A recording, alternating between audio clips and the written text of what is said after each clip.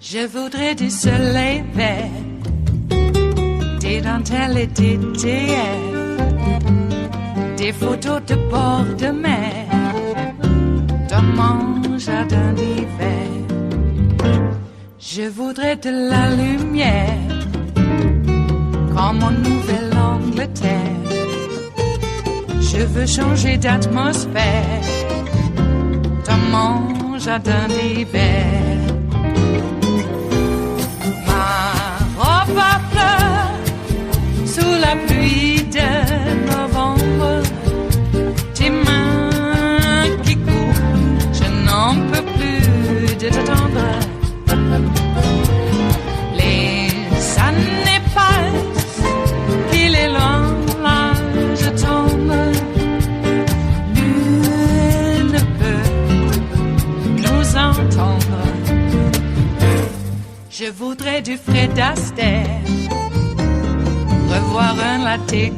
Here is, you don't have to be shocked, but the analysis here is that this is incredibly dangerous. Here is the President of the United States calling for the arrest of Joe Biden. He lashes out at Ray Pompeo as well. Take a listen. Unless Bill Barr indicts these people for crimes, the greatest political crime in the history of our country, then we're going to get little satisfaction unless I win, and we'll just have to go because I won't forget it. But these people should be indicted. This was the greatest political crime in the history of our country, and that includes Obama and it includes Biden. These are people that spied in my campaign, and we have everything. Address Christopher Wray. Will you replace him in a second term? Well, I don't want to say that yet. He's been disappointing. He talks about even the voting thing, like he doesn't see the voting ballots as a problem. There are thousands of ballots right now. You pick up any paper in the country practically, and they're cheating all over the place on the ballots. So how is that not a problem? That's a much bigger problem than China or Russia. She had 33,000 emails.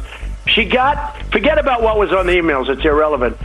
Although many of them were classified, highly classified. You go to jail for that. But and they're in the State Department, but Mike Pompeo has been unable to get them out, which is very sad.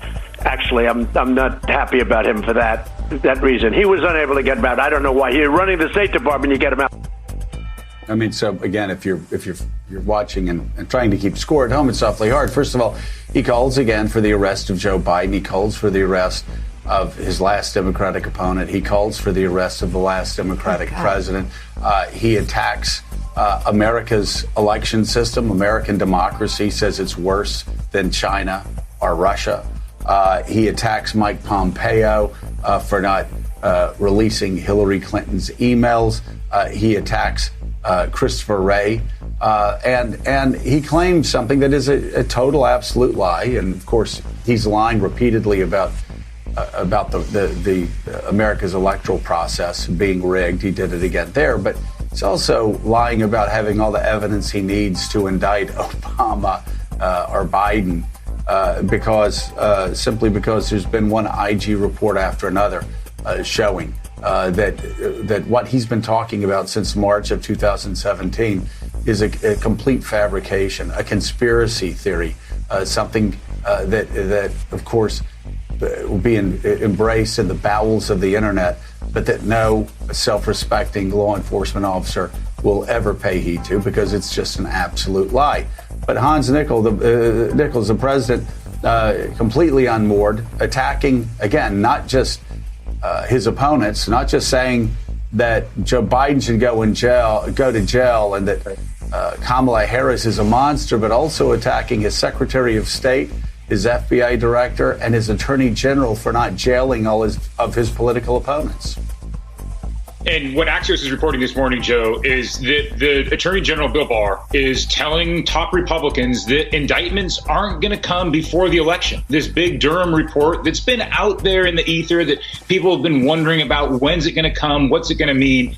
And, you just mentioned that the president thinks he has evidence, and the evidence is clear that there was some malfeasance on the Russian investigations, the origins. The president may think that. I don't know. What his attorneys think is they don't have enough evidence for prosecutions.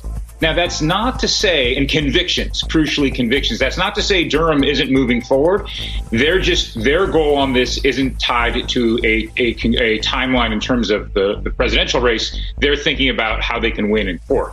And the president's apparently upset with that. He wants something beforehand. Just real quick, so much of reporting on the Trump White House is listening closely to what he's saying and trying to figure out what set him off.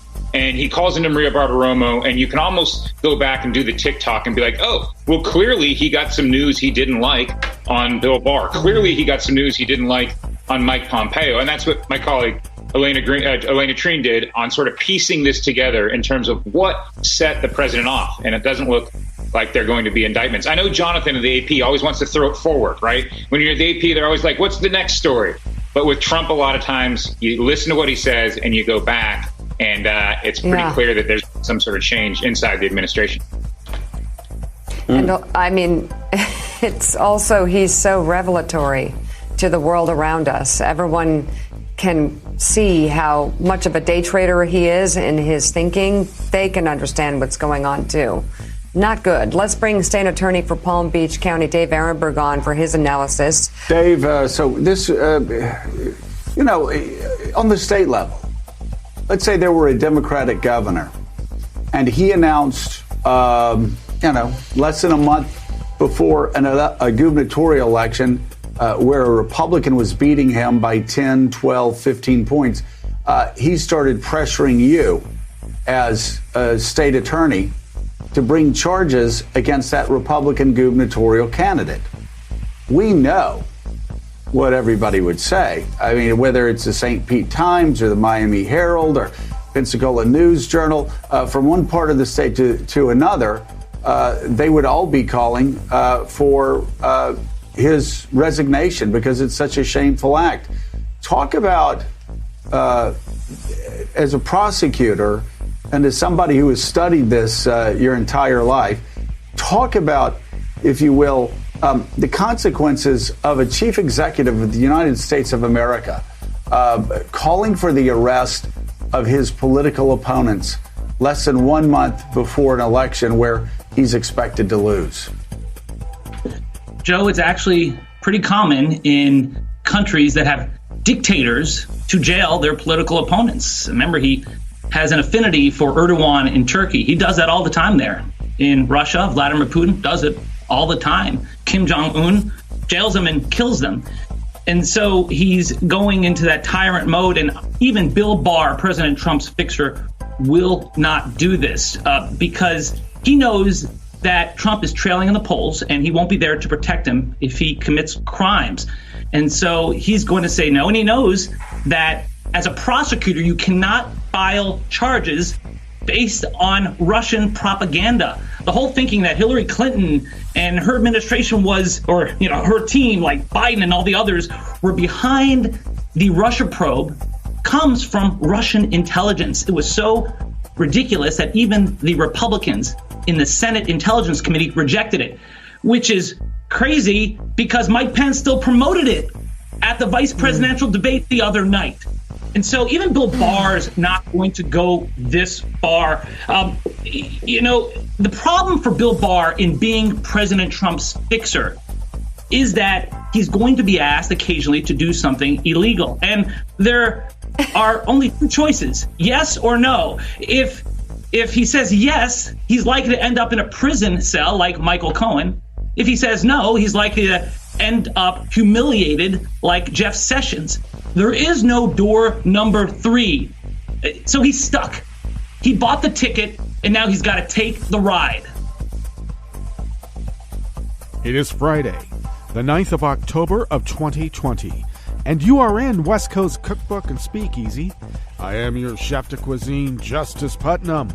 Gunner, the English Bulldog, is our snoozing sous chef. And our daily special is Blue Moon Spirits Fridays, because we are all Nighthawks in the Diner of Life. Yes, indeed. Well, don't drink alone, okay? And when you're online, you're never alone. So there you go. Okay, folks, we have a whole weekend ahead of us, and we know what that means. Oh, yeah, more than we're going to be able to handle. But we'll be able to pick it up on Mondays for River City Hash Mondays, because that's where we slice and dice and take everything that was deluged upon us over the weekend and repurpose it into a lovely gourmet dish. So do not worry. We are always prepared here. And, yeah, we are. Be prepared. So, Trump is still attacking Governor Whitmer. I guess he wants her beheaded. What? I don't know. I think that during the trial, maybe even in The Hague, their defense is going to be diminished capacity because of the drug cocktails that he's been taking. And I'm talking about the ones long before the COVID-19 pandemic hit us. He's been taking some drug cocktails for quite a while. The only thing he's doing differently than Elvis Presley is that Trump is laying off, as far as we know, the peanut butter and banana sandwiches. As far as we know, he is. I mean, he's getting to be a pretty chunky guy there. All right. Well, there's some discussion about whether it's appropriate to call these I call them domestic terrorists, just to call them militias, because it denotes some sort of affiliation with the fabric of America, instead of calling them terrorists. Well, I will go with Governor Whitmer's assessment, because she was on the receiving end of this terror. I would argue they are not militias in the American sense, please. Now, I know that lots of these militias get together, and they're just really nothing more than a bunch of fat boys playing paintball wars. And that's not to fat shame people, please, okay? You know, because I'm not the svelte figure myself anymore. Well, yeah, I'm not so svelte. Surprisingly, I don't weigh much more than I did when I played football in college, but that's neither here nor there. The muscle mass has changed, shall we say, ever so subtly. Anyway, my God, there are a bunch of people who don't have much going for them in terms of, I don't know, whatever. They don't have enough gumption to pick up a book. Go volunteer at a food bank. No, they want to plot sedition and insurrection, kidnap a governor, behead her. And Trump says Whitmer had it coming, because these are fine people. What? And I still want to know, where is Bill Barr? Has Bill Barr actually made a proof of life video yet? Since he went into quarantine, no one's seen him. We've heard some things ostensibly coming from Barr, but it's really coming from the Department of Justice. So I actually believe that, he did not commit perjury when he testified in front of Congress, that he was unaware of right-wing militia groups, in any investigations in them. Some people have said that he's committed perjury or he's absolutely inept. What I think has happened, possibly, is that it did not take long for the institution to realize that Bill Barr is an agent provocateur, and he's come in to blow the place up for a hostile foreign power, ultimately.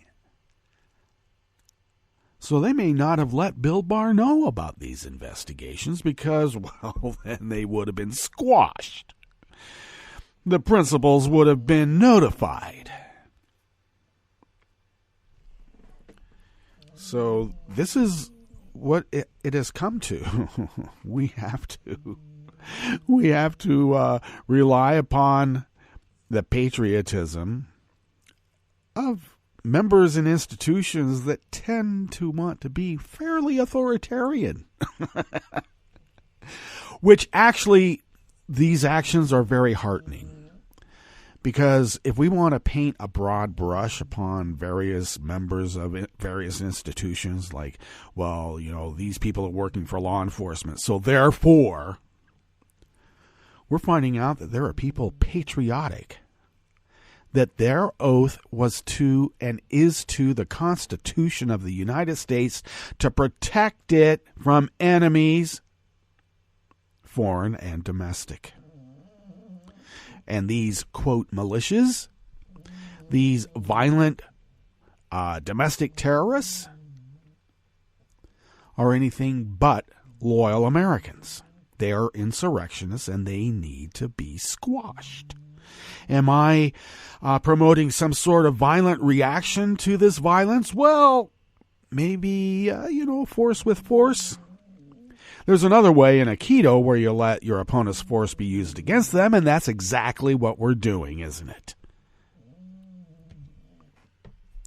We don't need to blow them up. We need to arrest them. We need to contact trace. Who did they know? I know that there's this thing about, guilt by association, but I don't care. There is a virus going around. People have been infected, and we need to know what their capabilities are to infect others. It's not a game anymore. It's not rhetoric. It's here and now. We have right-wing armed insurrectionists being, I guess we could call them sleeper cells being activated by Donald bin Laden to kidnap elected officials, liberal elected officials, put them on trial, and behead them. We caught this group. And as it's been said many, many times, law enforcement has to get it right every time. The terrorists only have to get it right once, and that's how we got Timothy McVeigh.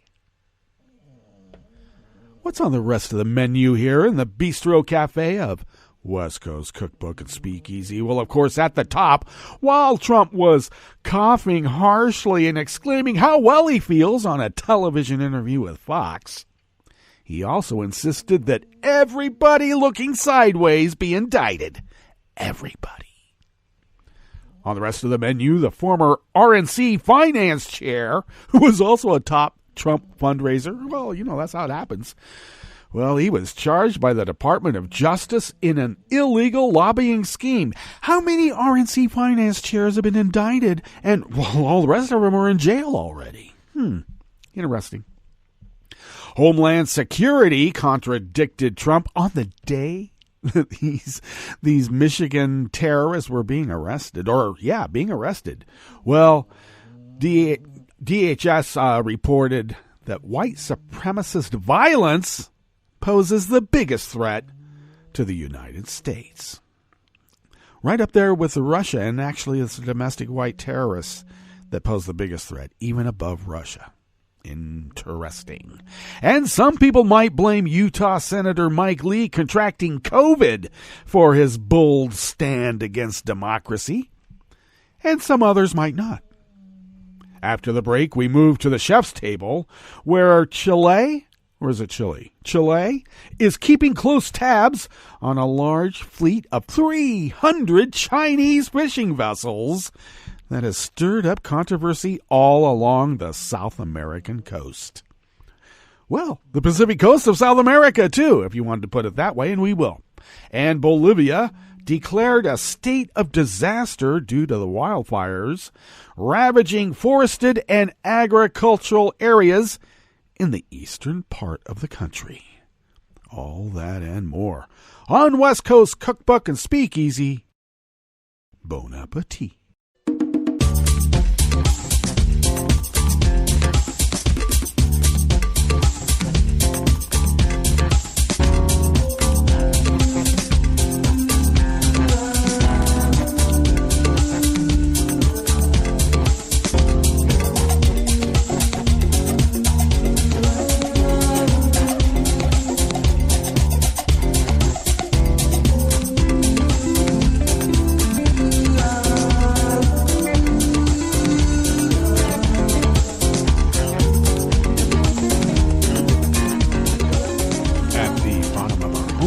page at netrootsradio.com. To the rightish of the page, of course, as many of you already know, is the chat room link. And as many of you know, Kelly Lincoln monitors the chat room. And Kelly Lincoln is quite busy.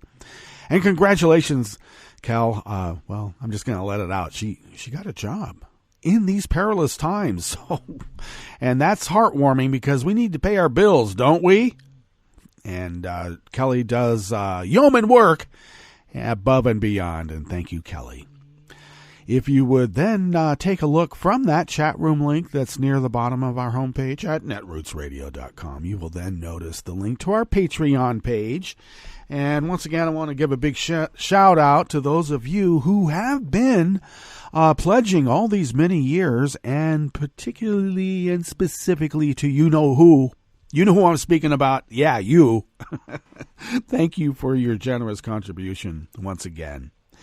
Now, if others out there who might be able to, and I mean that seriously, only if you're able, because, this isn't selling a prayer cloth, all right? This isn't selling any holy water, vials of holy water. Yeah, this will cure what is, yeah. No, we actually put out a call for funds because we have a civic duty to fulfill. And though the bulk of how we do this comes out of our own wallets, we would still be unable to do it without you. Now, for those of you out there who might feel so compelled, and only if you're able, if you could afford an espresso-type coffee drink, and you send those funds to us once a month, we are able to stretch those dollars. We are truly quantum physicists, quantum mechanics. When stretching these dollars, we're able to get it right down to the subatomic level into filaments. We take those filaments and we stretch them even further. We pay our bills, fly under the radar, and now we're accumulating the funds to finally get the needed machinery that we need to put in place by the end of the year. And yeah, I guess you could say we're literally under the gun. Ooh, metaphor and literal. So we're able to do all of that, fulfill that civic duty as the founders originally intended, indeed. And we are able to do that because of the generosity forwarded by folks like you. And we thank you. Now, if you would like to follow Netroots Radio on Twitter, you can do so by going to @NetrootsRadio. All one word. @NetrootsRadio, except for, @NetrootsRadio. And Tom takes care of that, and Tom does yeoman work as well. Thank you, Tom. Above and beyond. Follow me on Twitter @JusticePutnam. I post the show notes and links diary on Daily Co's about 10 minutes before showtime. Get that up on social media. Of course I do. Also, sometimes I post it on @Cookbook West if you'd like to follow the show. Yeah, I do. So you could follow the show there. And most importantly, please do pick up podcasts by way of Spreaker, Stitcher, TuneIn, iHeart, YouTube, iTunes, etc., etc., etc. I don't think that there's an actual podcast distributor named etc., but if there is, you could use that too, I'm sure. All right, let's dive into this first offering here in the Bistro Cafe of West Coast Cookbook and Speakeasy. And this guy, Elliot Brody, this is out of the American Independent, or from the Associated Press by way of the American Independent. And this fellow, Elliot Brody, has been in the news, at least here in the salon of West Coast Cookbook and Speakeasy, for a number of years now. And, of course, we know him as a fundraiser for Trump and also the RNC Finance Chair, which he gave up when it was revealed that he paid $1.6 million to a Playboy playmate. And that was an extramarital affair. I guess it's another one of those viruses that goes around. Well, Brody has been charged in an illicit lobbying campaign aimed at getting the Trump administration to drop an investigation into the multi-billion-dollar looting of a Malaysian state investment fund. You know, the IMBD. Brody is the latest person accused by the Justice Department, not to be confused with my music show, of participating in the covert lobbying effort, which also sought to arrange for the return of a Chinese dissident living in the U.S. Oh, really? Give me the money, we give you the dissident. What? That sounds like a quid pro quo. A consultant, Nikki Loom Davis, agreed to plead guilty in federal court in Hawaii in August. The case was filed this week in federal court in D.C. Prosecutors allege that Brody worked with Davis and others to get the Justice Department to abandon its pursuit of billions of dollars that officials say were pilfered from 1MBD, or DB. Yeah, 1MDB. There you go. And that's a Malaysian wealth fund that was established more than a decade ago to accelerate the country's economic development. And I got to tell you, Malaysia is pretty developed economically. The effort was done on behalf of a fugitive Malaysian financier, Jolo, who has been charged in the U.S. with conspiring to launder billions of dollars from the fund. And of course, he has denied all wrongdoing.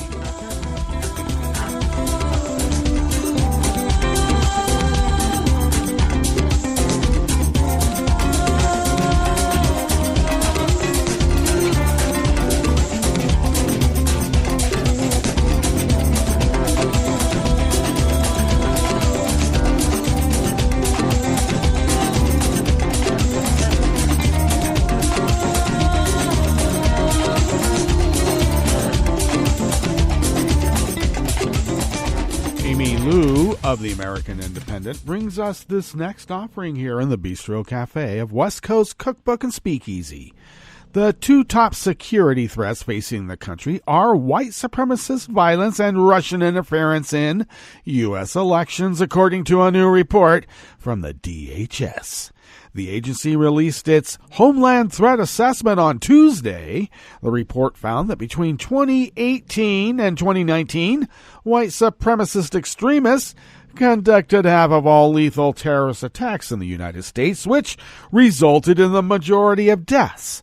During those years, white supremacists were responsible for 8 out of 16 deadly attacks, which resulted in 39 of the 48 total deaths at the hands of, quote, domestic violent extremists. Racially and ethnically motivated violent extremists, specifically white supremacist extremists, will remain the most persistent and lethal threat to the homeland, the report's authors wrote. White supremacists, quote, have demonstrated long-standing intent to target racial and religious minorities, members of the LGBTQ plus community, politicians, and those they believe promote multiculturalism and globalization at the expense of the white supremacist extremist identity, the report continued. Oh, my. Well, of course, we know that yesterday, Thursday, Michigan's Attorney General announced that U.S. intelligence officials had thwarted a plot to kidnap Michigan Governor Gretchen Whitmer, who is a Democrat. Since the start of the pandemic, heavily armed right-wing militia groups have occupied the Michigan state capitol in defiance of Whitmer's stay-at-home order to stop the spread of the coronavirus, and you don't see any of Bill Barr's goon squads cracking heads on that, do ya? You know, he's upset because some spray paint was spray painted on the outside of a courthouse. But he's not going to go and arrest the people that took over the Michigan State House with arms in hand. Which beggars the question once again. Is there a proof of life video of Bill Barr? When was the last one? Before he went into quarantine?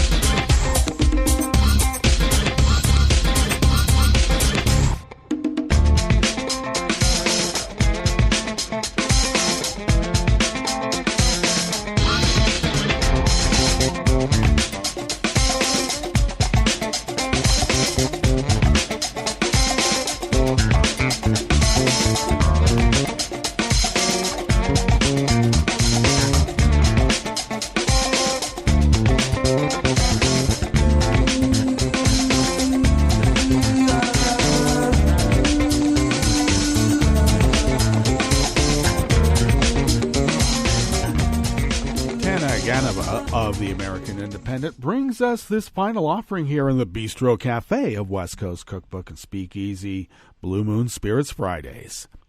Utah Senator Mike Lee tweeted his view of the United States on Wednesday night. "We're not a democracy," said the Republican, currently serving a second term in the U.S. Senate. "Democracy is not the objective. Liberty, peace, and prosperity are," Lee added several hours later. "We want the human condition to flourish. Rank democracy can thwart that." Really? Lee took another bold stand against democracy the same day.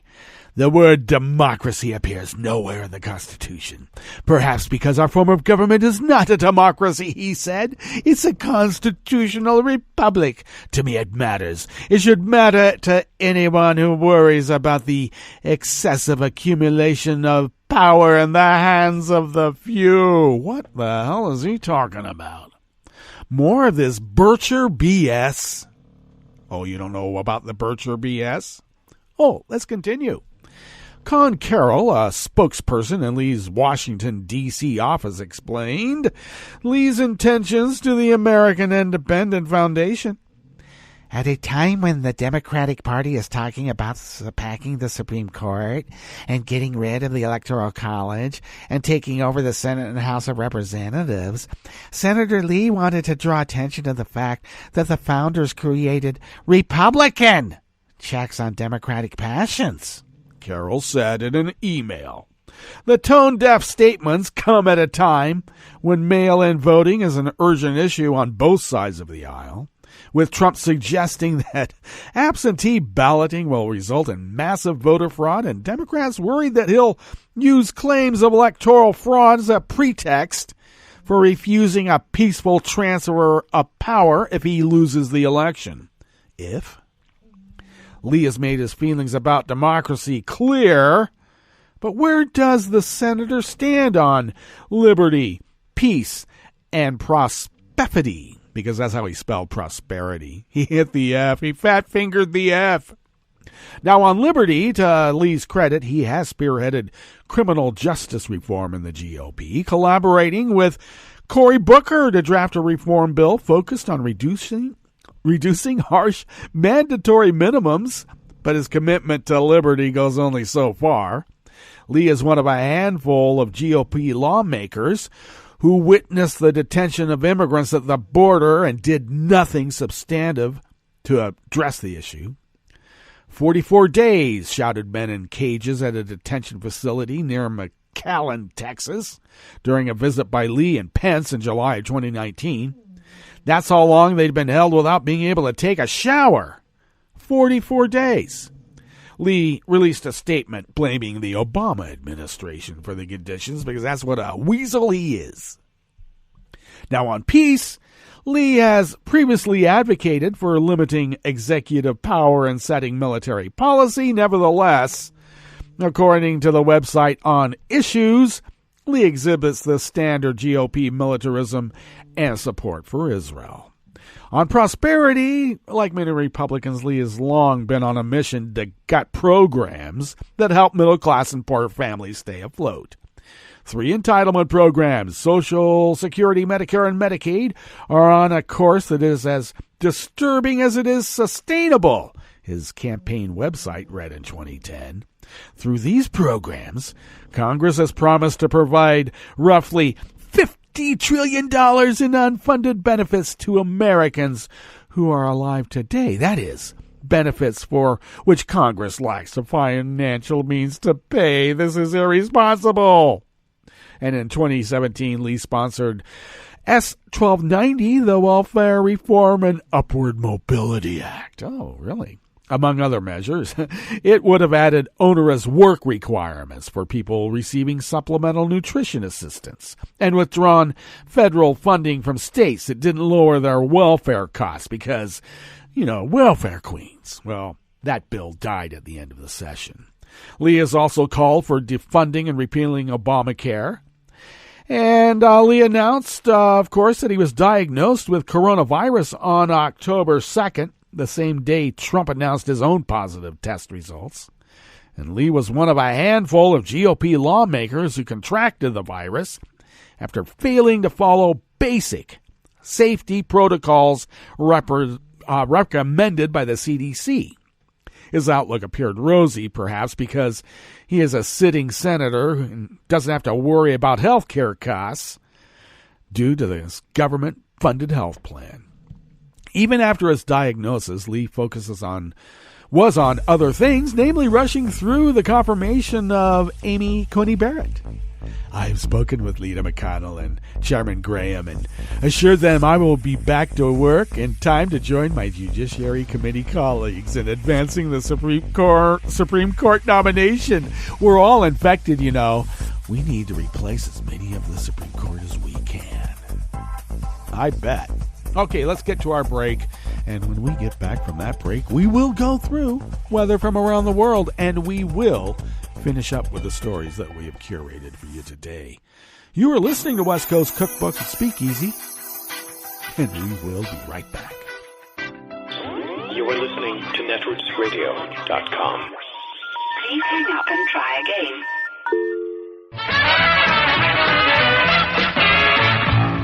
From a point at sea to the circles of your mind, a new force is at work for planetary transformation. New radio for a new Earth.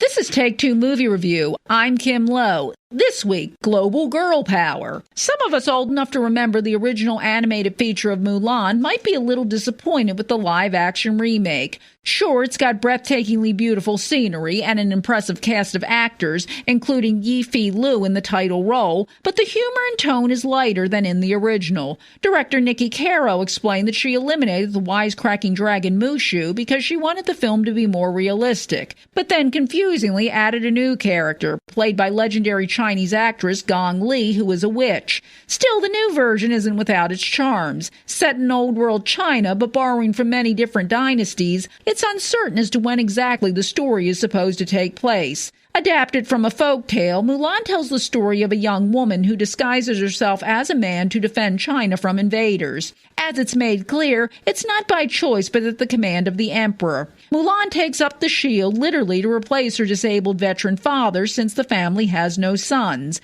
The idea of a woman in a man's role and the trials she faces, even when in disguise, seems even more relevant today than it did over 20 years ago. Mulan has the now popular girl power vibe, but without being heavy-handed. This may well have something to do with the fact that though directed by a woman, it was written by a team that included both male and female writers. Without spoilers, the part where Mulan rides into the conclusive battle, no longer disguised as a man but as her true self, is truly powerful and will have even the most hardened cynic cheering her on. With top-notch cinematography and direction, Mulan is worth a watch, especially if catching it with young female family members. This has been Take Two Movie Review. I'm Kim Lowe. Catch up with us at TakeTwoMovieReview.com and feed us back on our channel on YouTube.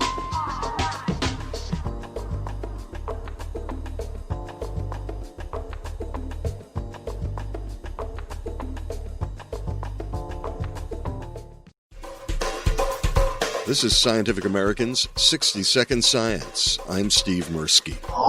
On October 7th, Jennifer Doudna and Emmanuel Charpentier shared the 2020 Nobel Prize in Chemistry for the development of the gene-editing tool called CRISPR.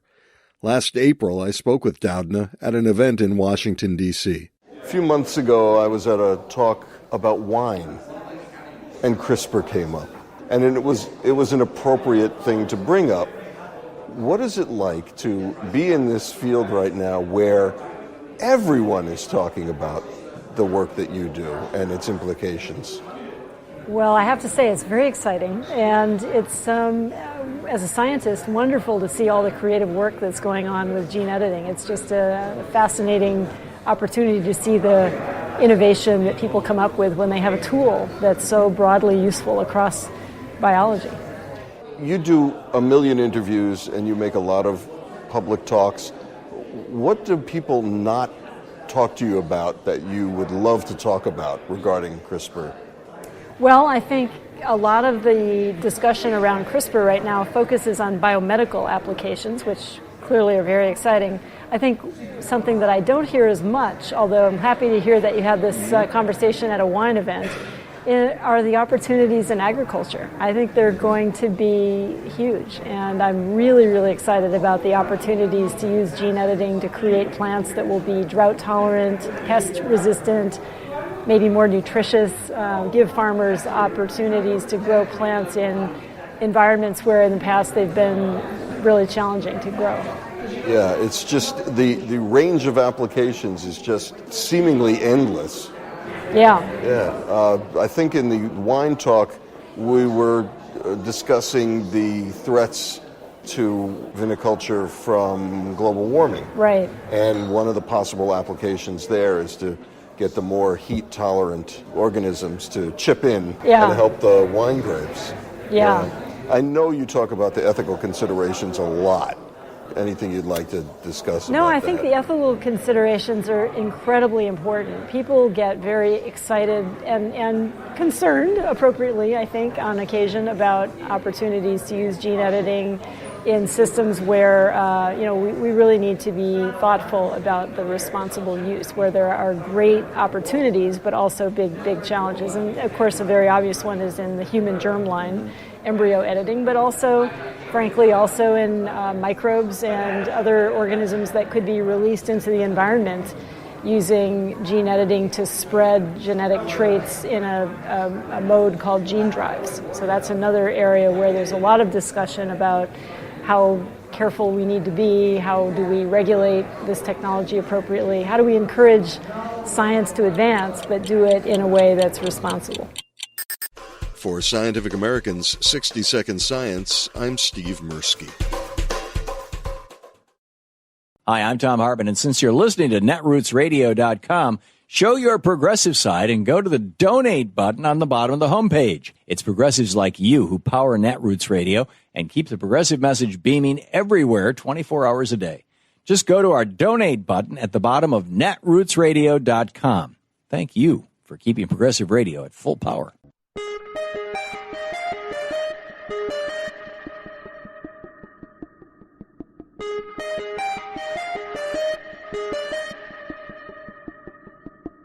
The Trump administration versus the census. I'm Tom Hartman, and this is the Civil Liberties Minute with ACLU attorney Bill Newman. Article 1, Section 2 of the Constitution requires the country to conduct a census every 10 years. The first census was conducted in 1790 under the direction of Secretary of State Thomas Jefferson and, as required, has occurred every 10 years since then. The census is critically important. It determines how seats in the House of Representatives are apportioned and how $1.5 trillion of federal funds will be distributed. But the Trump administration has attempted to compromise the census twice. First, in an effort to undercount immigrants by discouraging participation, the administration inserted a citizenship question. But the Supreme Court struck that question from the census because the administration could offer no legitimate reason whatsoever for including it. Second, the administration ordered the census to stop dead in its tracks by the end of September, even though the work, on account of COVID, is not done. Fortunately, a federal judge in California has issued a preliminary injunction in a nationwide lawsuit and ordered that the census information collection continue through October. Unfortunately, the Justice Department has announced that it will appeal, even though an inaccurate and under-inclusive census will undermine and plague the country's political system, economy, and civic life for a decade. The Civil Liberties Minute is made possible by the ACLU because democracy and advocacy begin with you, and freedom can't defend itself. I'm Rick Smith, and this is Labor History in 2. On this day in labor history, the year was 1997. That was the day that a group of female employees at the investment firm Smith Barney came to a tentative agreement to settle a sexual harassment lawsuit against the firm. Smith Barney was one of the oldest Wall Street firms, with a reputation for respectability. But behind closed doors, the firm more resembled what the Chicago Tribune described as a fraternity house atmosphere. The accounts women told of their treatment at the firm were lewd and disgusting. In the basement of the Garden City, New York office, there was a room called the Boom Boom Room, where female employees were told to entertain clients. Fed up with this treatment, more than 20 women joined together and filed a class action lawsuit. To settle the suit, the firm agreed to invest $15 million in diversity training, along with settlements to each of the harassed women. Sexual harassment of women in the financial industry was not only a problem at Smith Barney. Female brokers in Chicago filed a suit against Merrill Lynch, who agreed to a settlement with the plaintiffs. Smith Barney also did not learn their lesson. Just over a decade later, the firm again settled another sexual harassment suit to the tune of $33 million. This time, according to Forbes magazine, the suit was filed by 4 female brokers who accused Smith Barney of preventing them from competing fairly for new accounts, promotions and pay, and depriving women of equal training and sales support. Over the course of 15 years, Merrill Lynch paid out almost $500 million in discrimination suits to women and minority brokers. Labor History in 2 brought to you by the Illinois Labor History Society and The Rick Smith Show. For more information, go to laborhistoryin2.com, like us on Facebook, and follow us on the Twitters at Labor History in 2.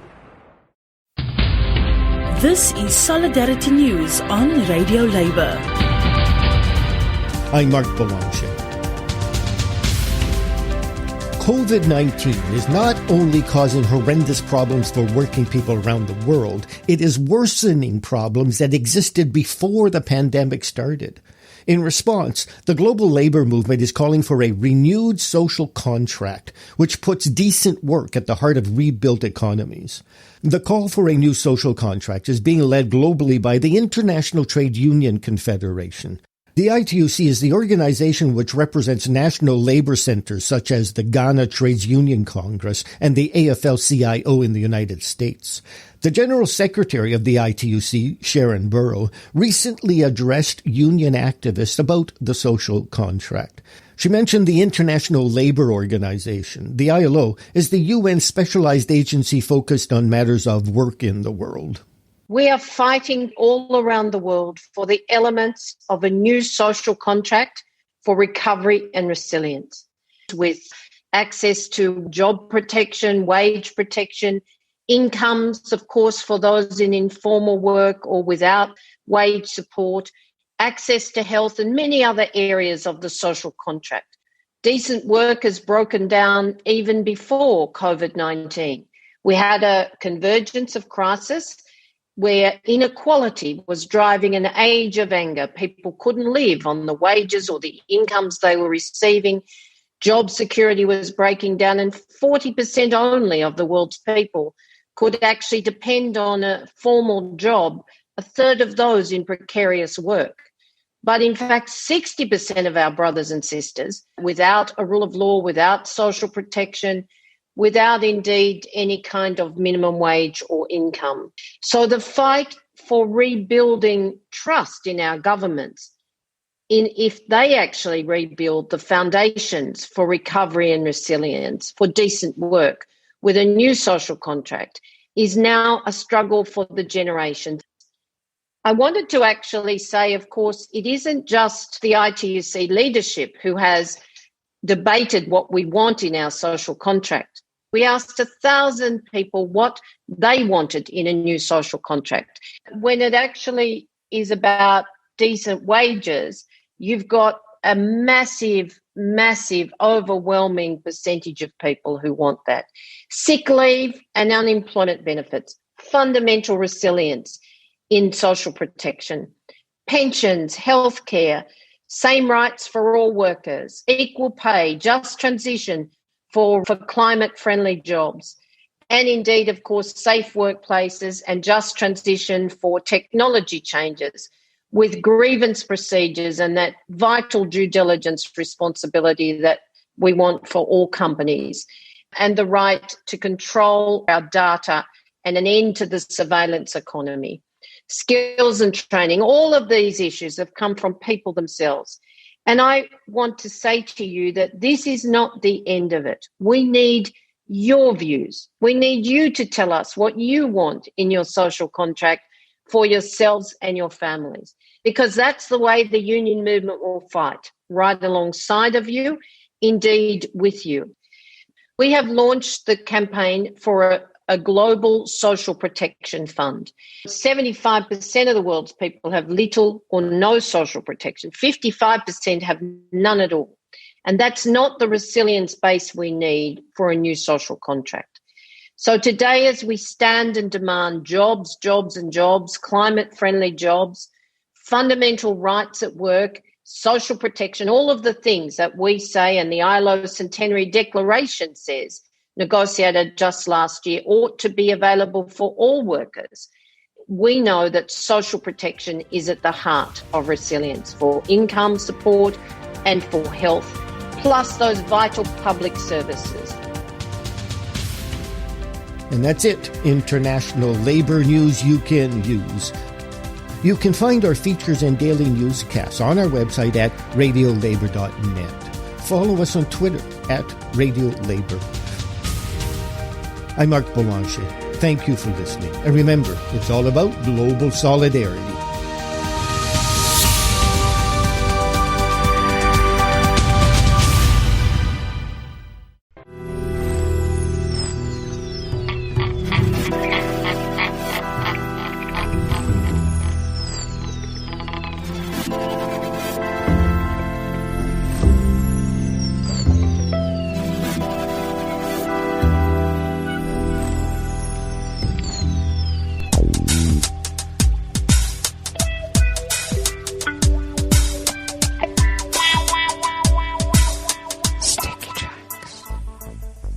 Thank you for accompanying us here to the Chef's Room at West Coast Cookbook and Speakeasy Blue Moon Spirits Fridays. We always begin, whether from around the world, along the banks of the Rogue River, in the Rogue River Valley of Southern Oregon on the west coast of the continental United States of America, where it is currently 43 degrees Fahrenheit, fall weather indeed.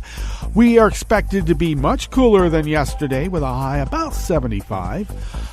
Sunny most of the day with winds at 5 to 10 miles per hour, and partly cloudy skies this evening will give way to cloudy skies and heavy rain overnight.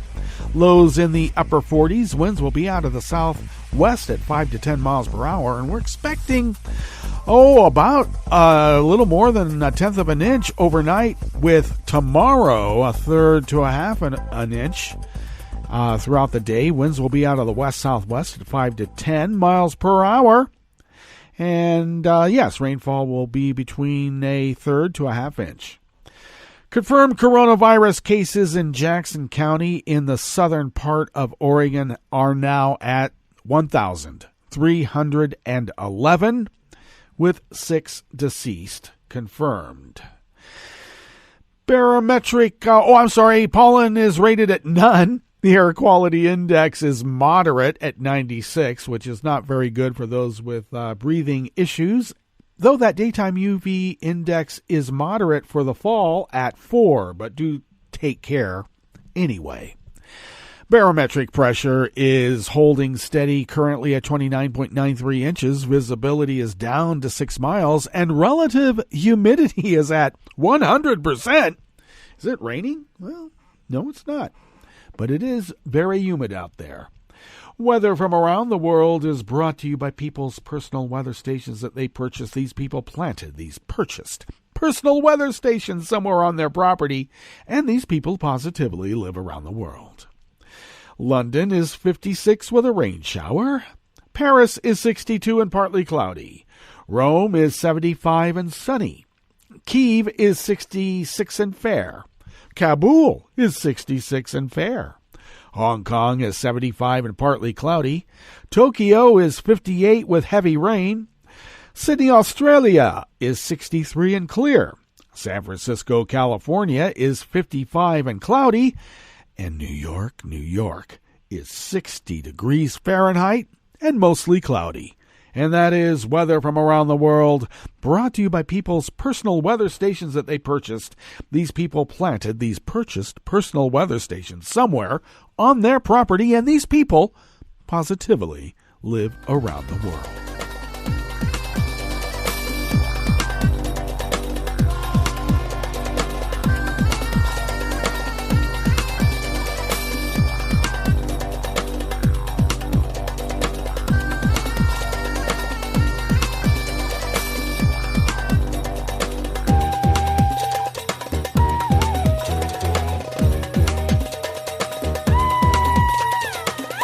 Natalia A. Ramos-Miranda of Reuters brings us this first amuse-bouche here at the chef's table at West Coast Cookbook and Speakeasy. The Chilean government is keeping close tabs on a large fleet of Chinese fishing vessels that has stirred up controversy further north along the Pacific coast of South America. And that's the Foreign Minister Andres Alemán said yesterday, Thursday. Alemán said Chile's defense ministry and navy were monitoring the advance of the fleet in order to protect the sovereignty of the country's exclusive economic zone. The fleet consists of some 300 ships that frequent the Pacific Ocean off and around Peruvian waters. The boats previously fishing for giant squid near the Galapagos Islands off Ecuador angered the domestic fishing industry in Peru last month, and that started a Twitter war between Washington and Beijing. The U.S. Embassy in Lima said in September that Chinese vessels had a history of avoiding tracking and seemed to be dumping plastic pollutants. The Chinese embassy responded that it attached great importance to protecting the environment and the ocean. We hope that the Peruvian public is not deceived by the false information, it said. Chile's foreign minister said that Chilean officials had not made contact with the Chinese government. He said the fleet includes private ships and some that may have some connection with the state. Wink, wink. Chile's long Pacific coastline offers an abundance of fish and shellfish, a critical source of income for fishermen in communities throughout the country.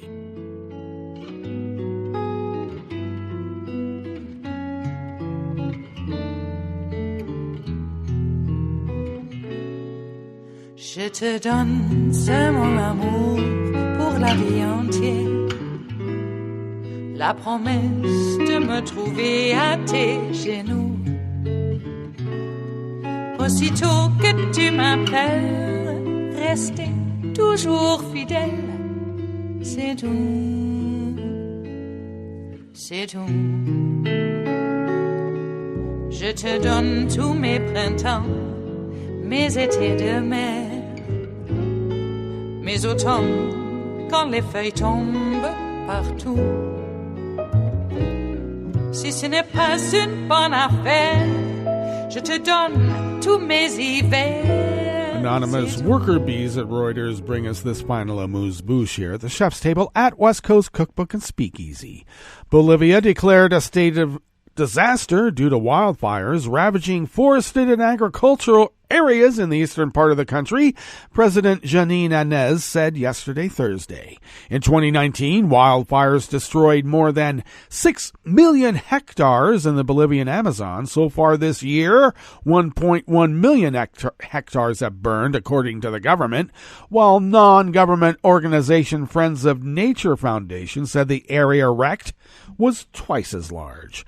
We are declaring a national disaster due to drought and fires, and as the country's interim leader said during a press conference, we are facing serious threat, and we do not want what happened last year to happen again. Authorities reported more than 50 active forest fires, but the number of areas subject to smoke hazards and possible spot fires was much greater, mainly due to drought and the use of fire by growers to clear farmland. Well, that brings us to the end of our broadcast period for the day and the week. And you do know that Netroots Radio is going to broadcast on. And in fact, we're going to meet up on Monday, as I mentioned earlier, for River City Hash Mondays. So do stay tuned to Netroots Radio all day and all night for all the breaking news as it breaks. And we'll meet up here on Monday, right here in West Coast Cookbook and Speakeasy. Bon appetit.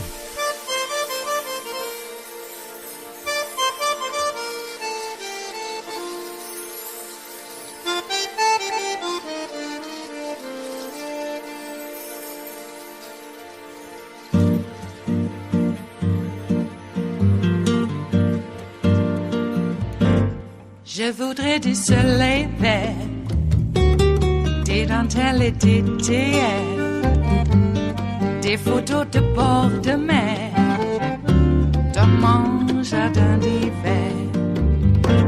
Je voudrais de la lumière, comme en Nouvelle-Angleterre, veux changer d'atmosphère dans mon jardin d'hiver. Ma robe à fleurs sous la pluie de novembre, tes mains qui courent, je n'en peux plus de t'attendre.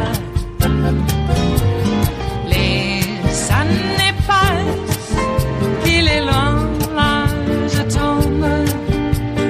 Nul ne peut nous entendre. Je voudrais du Fred Astaire, revoir un latte Goël. Je voudrais toujours te plaire dans mon jardin d'hiver. Je veux déjeuner par terre comme au long de golfe clair, t'embrasser les yeux ouverts dans mon jardin d'hiver. Ma robe à fleurs sous la pluie de novembre, tes mains qui courent, je n'en peux plus de t'attendre. Les années passent, il est loin, là je tombe. Nul ne peut nous entendre. Ba-da-da-dum-di-da-dum, ba-da-da-dum-di-da-dum, ba-da-da-dum-di-da-dum, dans mon jardin d'hiver. Ba-da-da-dum-di-da-dum, ba-da-da-dum-di-da-dum, ba-da-da-dum-di-da-dum, dans mon jardin d'hiver. Dans mon jardin d'hiver, dans mon jardin d'hiver.